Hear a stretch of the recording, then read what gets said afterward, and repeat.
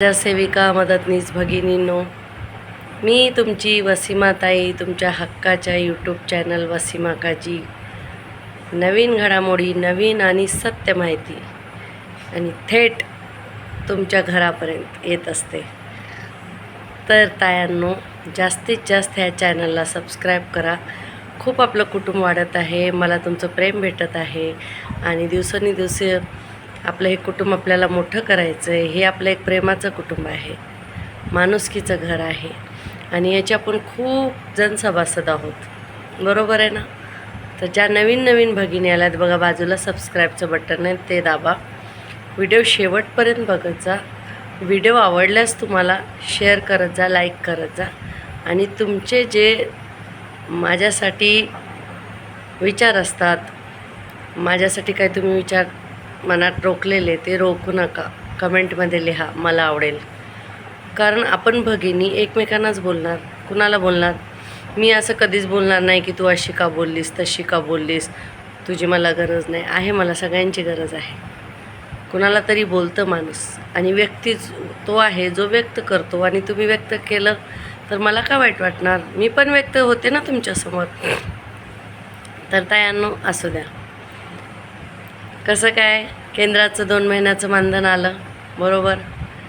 ते आपलंच मानधन होतं थांबलेलं. कोणचा उपकार केला आहे? ग्रुपमध्ये आमच्या बायका टाकतायत, मानधन आलं, मानधन आलं, मानधन आलं. अहो, ते काम केलेलं आपलं रखडलेलं मानधन आलं आहे. नवीन सुधारित वाढीव मानधन नाही आलेलं. नाही आपलं मानधन वाढलं आहे, ना आपल्याला शासकीय दर्जा भेटला, ना पेन्शन झालं. काहीही एक मागणी आपली अजून पूर्णपणे ठोसपणे पूर्ण झालेली नाही. रजिस्टर बंद झाले, ते पण आपल्याला मोबाईलमध्ये सर्वे माहिती वगैरे भरायची आहे. दुसरं म्हणजे 55 वर्ष वय जे आपले केस होती ते मान्य झालेली आहे की तोपर्यंत आपण सुपरवायझर बनू शकतो. पण कधी बनू शकतो, कधी फॉर्म भरायचा, याची अजून काहीच माहिती नाही. ज्या माझ्या भगिनी आशेने एवढ्या मेहनत करून शिक्षण घेतलं, परीक्षा पास घेतल्यात, आशेवर बसल्यात, तुम्ही नक्कीच मुख्य सेविका हो आणि या आमच्यासमोर विचाराचे मतभेद ठेवूया, मनाचे नाही, कधीच नाही. तुम्ही तुमची नोकरी करा, आम्ही आमची नोकरी करू. तर तायांनो, तेच बोलायचं होतं मला की आपल्यावर कोणी उपकार नाही केलेला. 2 महिन्याचं मानधन आलं, ते रखडलेलं. अजून केंद्राचे भाडे नाही, अजून ते मर्ज झालेलं नाही, वेगवेगळं मानधन काय ते, हे सगळ्या समस्यासाठी प्रत्येक मुद्दा घेऊन मी तुम्हाला आधीच सांगितलं की मागच्या वेळेस मी पण दिल्लीला गेले होते, जेव्हा राहुल गांधीजीशी भेटलो होतो आम्ही. तर तायांनो, कसं असतं, मी स्वतः गेलेली म्हणून माझा अनुभव तुम्हाला सांगते. आता अखिल भारतीय संघटना म्हणून पूर्ण देशाची एक संघटना तयार केली आहे. ही संघटना आपल्या इथूनच तयार झाली. तर त्याच्यामध्ये 13 राज्य आहेत. गुजरात, आंध्र प्रदेश, दिल्ली, हे ते सगळे मिळून 13 राज्याच्या संघटनेने मिळून एक संघटना तयार केली, अखिल भारतीय संघटना. तर त्या संघटनेचं उद्देश हाच आहे की बघा, आता आपलं कोणतंही काम कुठून थांबतं आहे? दिल्लीवरून, केंद्रावरून. तर आपण महाराष्ट्रात ओरडून फायदा आहे? नाही. तिथून आपल्याला हातोडा मारायचा आहे, मग खाली सगळं बरोबर होणार. त्याच्यासाठी आपण 50 किंवा 100 जणी जाऊन काही होणार नाही, किंवा 1-2 संघटना जाऊन काही होणार नाही. म्हणून सगळ्या भारतातल्या संघटनाचं एकत्रीकरण करून ही संघटना काढलेली आहे. आणि ह्या संघटनेचे जे सर्व संघटनेचे एक मेन त्यांनी जो निवडून दिला प्रतिनिधी, ते सगळे मिळून अन्नपूर्णा देवीला भेटायला गेलेले आहे. नावाने अन्नपूर्णा आहेत, पण देवी आल्यापासून अन्नच पुरण आहे आपल्याला, असं पण झालं आहे. तर तिथं कसं असतं की त्याच्यामध्ये काही मुद्दे लिहिले, फोटोसहित आलेला आहे. तर त्यांची भेट झाली आणि त्यांनी सविस्तर मुद्दे मांडले. तर तिथं जेव्हा निवेदन वाचत असताना तायांनो, किंवा 40-50 मिनटं लागतात, सगळे प्रतिनिधी संघटनेचे बोलतात, आपले मुद्दे ठेवतात वेगवेगळे. पण असं तिथं व्हिडिओ किंवा हे सगळं घेण्याची परमिशन नसते, पण निवेदन दिलेलं असतं. आणि तिथून आता सुरुवात झाली आहे, म्हणजे आपलं काहीतरी पुढं चांगलं होणार आहे. कारण इथे बडबड करून नुसतं यूट्यूबवर मी बसले, पगार वाढणार आहे, असं होणार आहे, हे होणार आहे, ते होणार आहे, असं काय होत नसतं. उतरून खाली काम करावं लागतं. तर ह्या सगळ्या 13 संघटना मिळून त्याच्यातले एक प्रतिनिधी शिष्टमंडळ बनवून ते आपल्या पूर्ण भारताच्या ज्या आपल्या मंत्री आहेत, अन्नपूर्णा देवी त्यांना भेटायला गेल्या, त्यांच्यासमोर निवेदन ठेवले, मुद्दे ठेवले, सगळी सविस्तर चर्चा झाली. जी माहिती माझ्याकडे आहे मी तुम्हाला दिली, कारण तिथे काय मी नव्हते. पण जेव्हा संघटनेचे प्रतिनिधी म्हणून मी त्यांच्याबरोबर गेले होते तर खूप जीव तोडून आपल्यासाठी ते लोक बोलतात, आपले प्रश्न ठेवतात. किती बसावं लागतं तिथं, मंत्र्याची वाट बघावं लागते, किती वेळ जातो. मागच्या वेळेस आम्हाला फक्त भेटायला 3.5 तास आम्ही बसलो होतो. आणि तर खूप खूप मेहनत करावी लागते. असंच काय होत नाही यूट्यूबवरील बोलल्यावर आणि 4 टकल्यांच्या मिटिंगा घेतल्याने काय होत नाही. त्या सगळ्यांनी एकजूट मिळून व्हावं लागतं. कोणी आपल्यासाठी आवाज उचलत आहे ना, आपण आवाज उचलू शकत नाही तर साथ द्या, साथ देऊ शकत नाही तर गप्प बसा. ऐकू तरी शकतो का नाही 2 कानाने? तर काही जणांना काही करायचं नसतं जीवनात, नुसतं बडबड फडफड करायचं असते. आणि तसली लोक फक्त नकारात्मक बोलतात. तसल्या लोकांकडे लक्ष द्यायचं नाही, जीवनात पुढे चालायचं. आता अंगणवाड्या सुरू होत आहेत, आपले बालगोपाल आपल्या शाळेत येत आहेत, त्यांच्याबरोबर वेळ घालवायचा आहे. मस्त गाणी गोष्टी. आता काय आपल्याला रजिस्टरचा बोजा राहिलेला नाही, तर मुलांबरोबर जास्ती वेळ घालवायचा. जो त्यांचा हक्काचा वेळ आहे, जो त्याचा शिक्षणाचा आहे, उद्या ते भावी नागरिक होणार आहेत, पाया आहे त्यांचा. फक्त मला हे पाहिजे, मला ते पाहिजे, मला ते पाहिजे, मला ते पाहिजे, मला ते पाहिजे असल्या एका 10-15 लोकांनी निगेटिव्ह नकारात्मक बोलून स्वतःचं एक सिंडिकेट तयार केलं आहे. त्यांना सगळं नकारात्मकच दिसतं, वाईटच दिसतं आणि वाईटच बोलायचं. कोणी एखादा काय व्हिडिओ किंवा पोस्ट टाकली, एखादा नकारात्मक कमेंट करायला सुरुवात केली की त्याचा पिच्चाच काढायचा. अरे सोशल मीडियाचा खरा वापर करा. काही तुमच्याकडे पोस्ट आली, त्याच्या शिकण्यासारखं काय आहे, तुमच्यासाठी काय, माझ्यासाठी काय, आपल्यासाठी काय ते बघा. लोकांना वाईट बोलून जर आपण कुणाचं भलं करत असेल तर ते कधीच होत नाही. आधी स्वतःमध्ये सुधारणा पाहिजे. उगाच वडवड करून काही फायदा होत नाही त्यानं. तुम्हाला एक सांगते, आनंदाने जगण्यासाठी पैसे लागतात, त्याच्यावर कोणाचं मत आहे त्यांनी मला कमेंट करावं.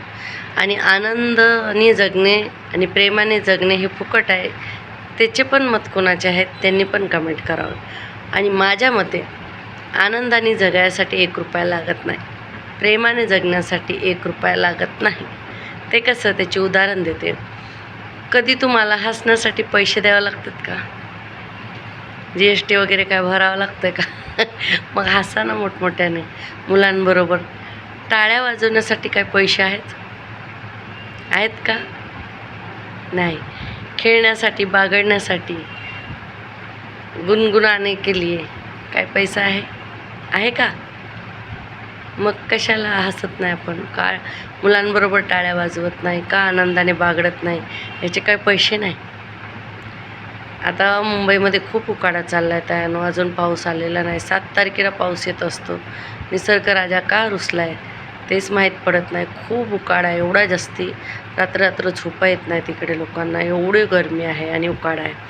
तुम्ही पण गावी खूप फिरता, सगळीकडे कामं चालले, जनगणना, BLO वगैरे. अहो सगळी जबाबदारी आपण घेतली, तुम्हाला माहीत नाही का? लाडकी बहीण, लेक लाडकी, जनगणना, मॅपिंगचं काम, सर्वेचं काम, BLOचं काम, अजून पोलिओ सुरू झालं आहे. जेवढी कामं सगळी ते आम्हालाच दिलेली आहेत, कारण आम्ही अंगणवाडी कर्मचारी अमृत पिलेले आहोत. आम्हाला ऊन लागत नाही, आम्हाला काही होत नाही. सरकारचं आव्हान 11 ते 4 कोणी बाहेर निघू नका, फक्त अंगणवाडी ताई उन्हात राहतील, त्यांना अमृत दिलेलं आहे सरकारने. सकाळी 1-1 प्याला येतो, रोज प्या आणि निघा. अरे काय, आम्ही पण माणसं आहेत, बायका आजारी पडत आहेत.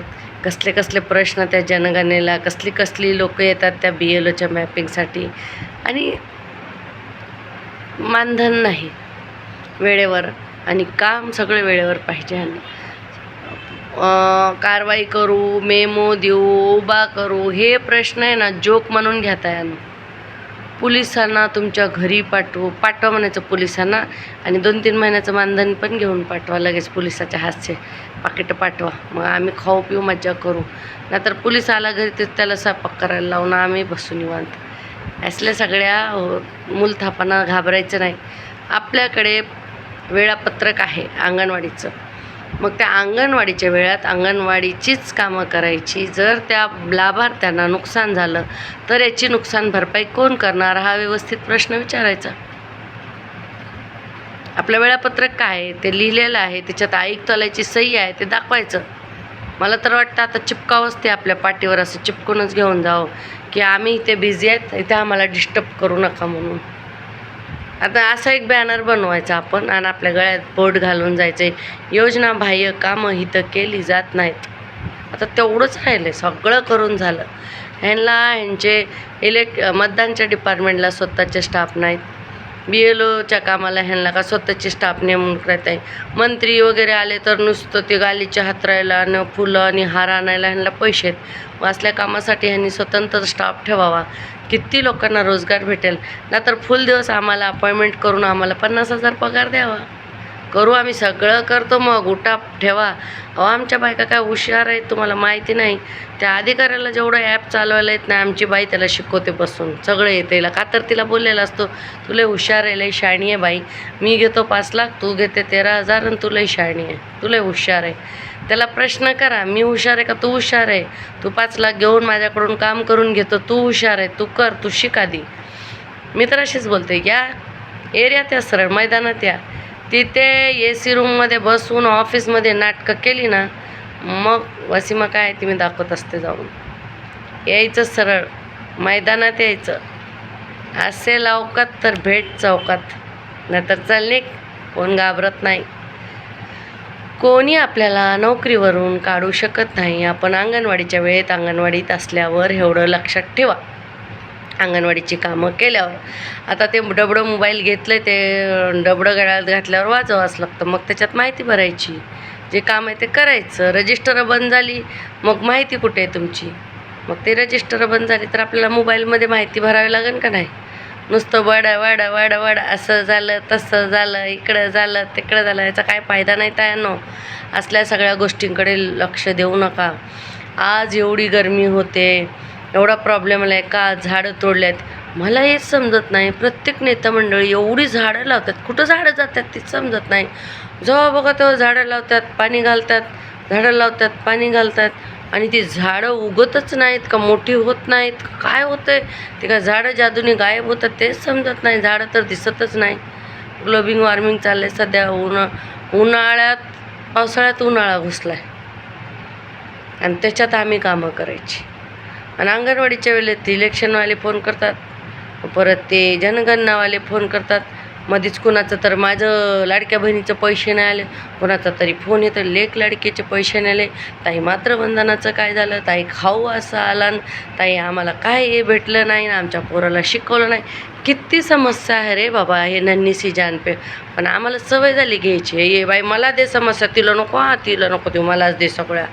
एवढी माहिती काढून जीवाचा आटापिटा करून ती अधिकाऱ्यासमोर ठेवून लय हुशार व्हायची. मला सांगा, एवढी हुशारी केल्यावर 13,001 रुपये तरी वाढून देत असतील तर हुशारी करा. फुकटचं ज्ञान वाटायचं नाही. अमेरिकेचे लोक त्याचेच पैसे देतात, ज्ञान वाटायचं, फक्त फॉर्म्युला सांगायचं. माल मटेरियल, सामान, मॅनपॉवर, वुमन पॉवर, सगळा खर्च आपला असतो, फक्त आयडियाचे पैसे घेतात. आणि तुम्ही फुकट निवांत बसून आयडिया देता. काही गरज आहे?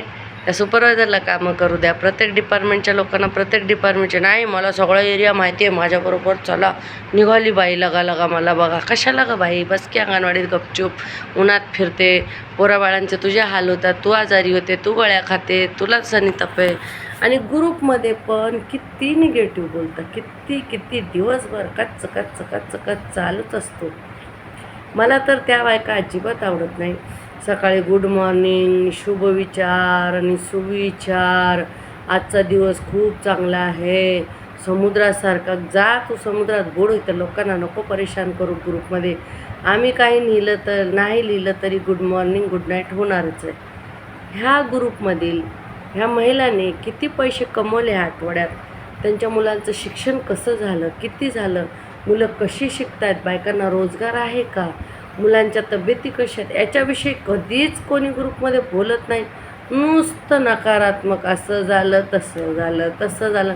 2-3 लाख महिलांनी दिवसभर नकारात्मक बोलल्यावर निसर्गाला मेसेज काय जाईनो?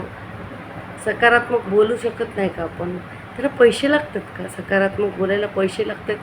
किती लागतात सांगा, मी पाठवते. चांगलं सकाळी उठल्यावर विचार करावा. कशाला सगळ्या धर्मात, तुमच्या धर्मात पूजा आणि आमच्या धर्मात नमाज कशाला लावली?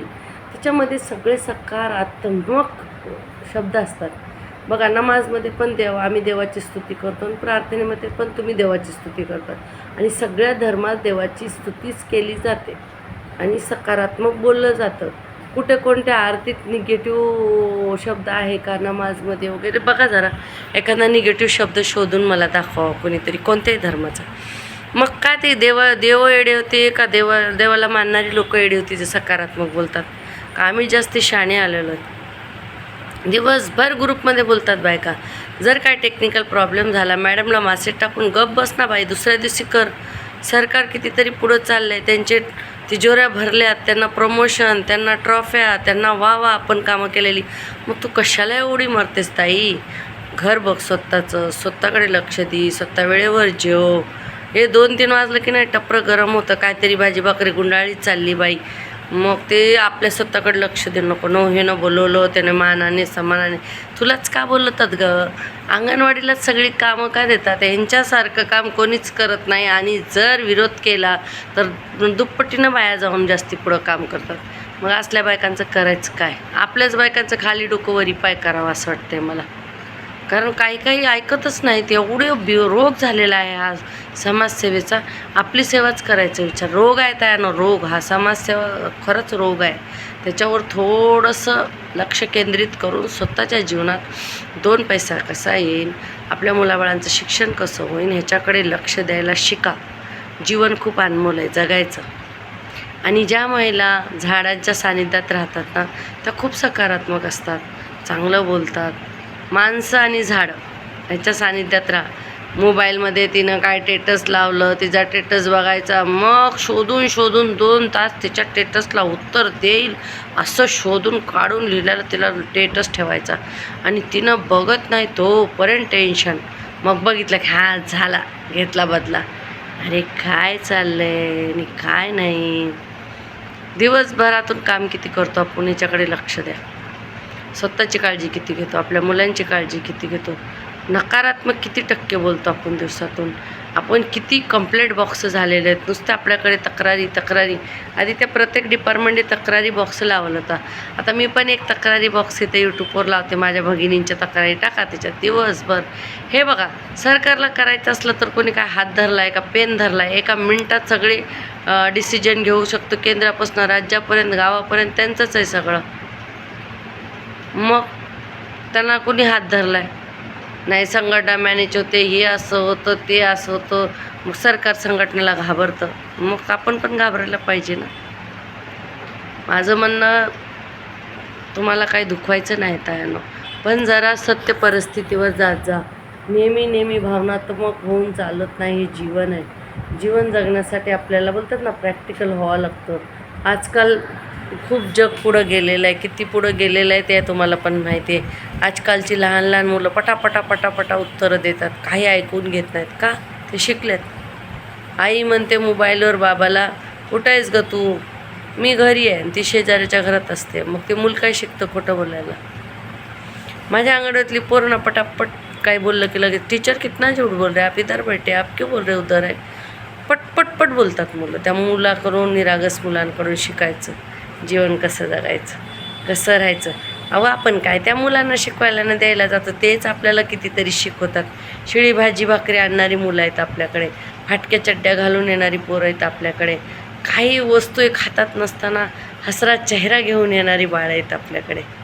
ते बघा त्याच्याकडे काही नसतं एकदम. तुम्ही व्यवस्थित आपल्या अंगणवाडीत त्या बाळाला बघा, एखादी फाटकी चड्डी घातलेलं असतं, गळ्यात त्याच्या आईने भावनेने काहीतरी गोळा दरागंटा बांधलेला असतो, 3-4 टिकले असतात बाबा आमच्या बाळाच्या तोंडावर, त्याला नजर लागू नये म्हणून. मर्सडीजला मोठमोठ्या गाड्याला नजर नाही लागत, पण आमच्या बाळाला लागते. त्याच्या आईचं प्रेम, ते चेहरा बघा, त्याच्यात काय भावना असतात ते बघा. नुसतं टेन्शन घेऊन काय होत नाही. आणि त्या बाळगोपाळाचे आशीर्वाद लागतात, मला लागलेत. आणि मी त्यांच्या आशीर्वादानं ठणठणीत आहे. तुमचे परत मला डबल आशीर्वाद आहेत, तुमचं प्रेम आहे. तर मी म्हणते नकारात्मक सकारात्मक, ताई इथं चुकताय तुम्ही, ताई इथं चुकीचं बोलताय, हे सगळे कमेंट मला टाकायचं. माझ्या हातात काही पगार वाढवायचं नाही, सुट्टी करून द्यायची नाही, काही माझ्या हातात नाही. माझा तुमच्यासारख्याच माझ्या समस्या आहे, समस्या ठेवण्याचा अधिकार सगळ्यांना आहे. मी तुमच्यासमोर शेअर करते, आपण एकमेकांना डिस्कस करतो. सुट्टीच करून देऊ, एक महिन्यानं पगाराचं वाढवून देऊन, मानधनाचं काढून देऊन, भत्ताचं, हे असलं काय मी करू शकत नाही. तुम्हाला सांगते, सगळ्यांनी मिळून करायचं असतं. मी एकटी काय करू शकत नाही. मी एकटी फक्त जाते ह्याला आणि तिथं पण मोबाईल असतो. आता सध्या एकटं कोणी काही करू शकत नाही. आणि जे एकटं करते ना ती लवकरच एकटं बाजूला होईल. तुम्ही एवढं लक्षात ठेवा. माझे शब्द वसीमा की बोली बंदूक की बोली असते, नेहमी लक्षात ठेवा. घाबरत तर कुणाच्या बाप्पाला नाही, कारण कुणाला घाबरत नाही. संविधानाने जो अधिकार CDPO मुख्य सेविकांना खुर्चीवर बसायचा दिलेला आहे, तोच संविधानाने माझ्या डॉक्टर बाबासाहेब आंबेडकरांनी मला बाहेर निघण्याचं काम करण्याचा अधिकार दिलेला आहे. म्हणून मी घाबरत नाही. तुम्ही मतदानाने निवडून येऊन मंत्री होता, मी संविधानाने उभे राहिलेले, म्हणून घाबरायची गरज नाही. अंगणवाडी ताईला मतदानाने कोणी निवडून नाही आणलेलं, संविधानाने आणलेलं आहे. मतदानापेक्षा संविधान मोठं आहे, एवढं लक्षात ठेवा. ते मतदानाला आलेले लोक या या या या भाऊ बहीण आली आपली, पुढच्या बारीला ते असते का बहीण बाई जाग्यावर गेली खड्ड्यात, तिनं कामच केलं नाही. आपण तिथंच असतो ठाम, कारण आपण संविधानाने आलो. संविधानाने आलेली लोक कधीच घाबरत नाही. मतदानाने आलेली लोक नेहमी घाबरत असतात. टाटर होत असते त्यांची. कधी पडेन मी, कधी पडेन, कधी पाडतील लोक मला. अरे तुझं कर्मच तसं आहे की तुम्ही पुढच्या वेळेस पडणारच, बरोबर आहे का नाही. जो नेता 3 वेळेस निवडून आला त्यांनी काहीतरी समाजसेवा केलेली असते. मंत्री झाला, काहीतरी समाजसेवा केलेली. आमच्या आदित्यताई तर काय बोलतच नाहीत आमच्याविषयी. आता अन्नपूर्णा देवीकडे गेले होते, बघू अन्न पुरतंय का नाही. सगळ्यांनी स्वतःची काळजी घ्या. मस्तपैकी व्हिडिओ सगळ्याला पास करा. आणि अखिल भारतीय संघटनेचं शिष्टमंडळ जे गेलं होतं, माझ्याकडे त्याचे फोटो असतात. मी उगाच काही बोलत नाही, उदाहरण आणि पुराव्यासहित बोलते, कारण थेट तुमच्याशी माझा संपर्क आहे. आपल्या मनाचे नातं आहे, प्रेमाचं नातं आहे. आणि जेव्हा मी ह्या यूट्यूब चॅनलबरोबर असते फक्त तुमची मैत्रीण म्हणून. गाजवायचं आदान मैदान तिथे वेगळं पद, ऑफिसमध्ये बोलायचं तिथे वेगळं पडतं, अंगणवाडीत वेगळं, घरात वेगळं. सगळे रोल आपल्याला करावे लागतात. डबल टिबल काय 4-5 रोल करावे लागतात, पण करायचे, घाबरायचे नाही. पण कोणी आडवं आलं की कापून काढलं, हे पण लक्षात ठेवा. कुणाला घाबरायचं नाही. नाही करायचं तर नाही करायचं. या रोज या त्या सुपरवायझरला अंगणवाडीत लावा, तिला पण कधीतरी बाळाची शी सू काढायला. खूप पैसे घेते, काढ म्हणावं जरा एखाद्या दिवशी. काय होतं आहे, कशा आमच्या मदतनीस करतात, सेविका कामं करतात, मग कळण. मी गेलेले गावातल्या अंगणवाडीत किती मुलं बसलेले असतात ते मी बघितलेलं आहे. कारण गावची मुलं कामावर जातात, त्यांच्याकडे मोठ्या मोठ्या शाळा नसतात, ऑप्शन अंगणवाडीतच असतात सगळी मुलं. मुंबईला तरी शाळा असतात तर दुसऱ्या प्रायव्हेट शाळेत खाऊ वगैरे घेऊन जातात आमच्याकडून मुलं, पण गावाला नसतात शाळा. अंगणवाड्याचा इच्छा असते, पण तिथं मुलं भरपूर असतात. किती घाण करतात त्या बाथरूममध्ये. सुपरवायझर म्हणजे तिथं पण विजिट कर बाई, एखाद्या वेळेस काढ तू पण शी सू. काय होतं आहे, सिनियर आहेस म्हणायचं, शिकवते पण कसं काढायचं आम्हाला नाही येत. जसं रजिस्टर लिहायचं शिकवते, मोबाईल भरायचं शिकवते, तर शी सू काढायचं पण शिकव म्हणायचं. तिला काढायला लावायची तिथे येऊन आहे ते, तिला पण करायचं आहे आपल्याबरोबर काम. म्हणून मॅडम म्हणजे काय देव नाही, तिला डोक्यावर बसू नका. ती आपली होत नसते कधी, ती सरकारची बाई आहे. आपल्या संविधानासाठी, आपल्या हक्कासाठी आपल्याला स्वतःवर आणि आपल्यासारख्या प्रतिनिधींना लढायचं आहे. मुख्य सेवकांचं तोंड बंद असतं, ते बोलणार नाही सरकारच्या विरोधात कधी. कारण त्यांचे काय आहे, त्यांचे पोटं भरतात, म्हणजे तिकडून छाटोछाटी करून चालवतात. पगार तर तशीच असते जागेवर. सगळं मला माहिती, काय नाही. पण ह्या सिस्टम बदलण्यासाठी चांगल्या महिलांनी पुढं येऊन चांगलं बोलावं, चांगलं वागावं, एकमेकाला नकारात्मक बोलू नका. आता मला लगेच कमेंट येणार बरं का, पगार कधी वाढला, किती पगार होणार आहे, ताई मुख्य सेविकाच्या भरतीचं काय झालं, ताई सुट्टीचं काय झालं, ताई हे झालं. विचारा प्रेमाने प्रश्न. पण मला कोणी काड्या करण्यासाठी काडी करत असेल तर त्याची कशी काडी लावायची ती पण मला माहिती आहे बरं का. लाडी गुडीत काडी लावत असते मी, तर मग सोडतच नसते. उगाच हटकून कमेंट वगैरे करत असतील तर मी काय घाबरत नाही. रात्रंदिवस त्या माझ्या कमेंटवरच्या बॉक्सवरच बसा करा, मग काय फरक पडत नाही. माझ्या भगिनी मला 4 शब्द बोलू दे, वाईट बोलू दे, चांगलं बोलतले माझ्या आहेत. बोला, मला परत बोला, परत लिहा. मी असेच कधीच बोलणार नाही की ह्या चॅनलवर तुम्ही येऊ नका, कमेंट करू नका, तुमची गरज नाही. मला तुमच्या सगळ्यांची गरज आहे, म्हणूनच मी आहे. तुमच्यामुळे मी आहे, माझ्यामुळे तुम्ही नाही. तुम्ही खूप मोठे आहात सगळे. तुमचे प्रेम आहे म्हणून मला व्हिडिओ करावा असं वाटतं. तर प्रत्येक शनिवारी व्हिडिओ बघत जात आहे. धन्यवाद सगळ्यांचं. Bye bye.